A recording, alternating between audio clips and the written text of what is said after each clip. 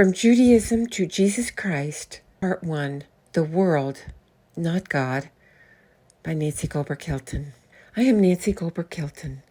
I was raised Jewish and experienced a miracle from God at Rainbow Bridge on Lake Powell in 1992. I was changed in a moment from not believing in God to a woman who knew the reality of God and His Son, Jesus Christ. Here is part 1 of my story. As a young Jewish child, I felt close to God as I sat in the synagogue listening to our rabbi.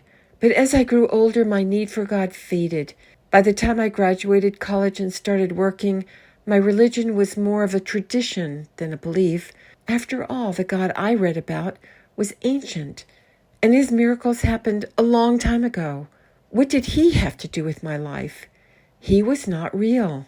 Jesus Christ to me was my enemy. In His name, my ancestors were killed.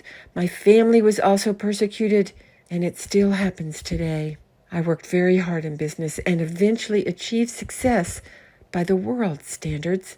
I was married, and our combined income enabled us to purchase things that I thought would make us happy. We bought a vacation home, an extra car, clothes, etc. We could say, "Look at us. We are a success." But the things we owned ruled our lives as we had to work longer hours to support them. The outward appearance was very important. I had the trappings of success by the world's standards, but inside I was empty and afraid.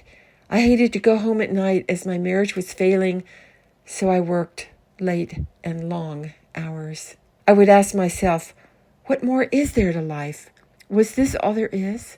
Why was I feeling so alone and empty inside? How could I feel better? I knew some people filled up their emptiness with worldly activities that were not good for them.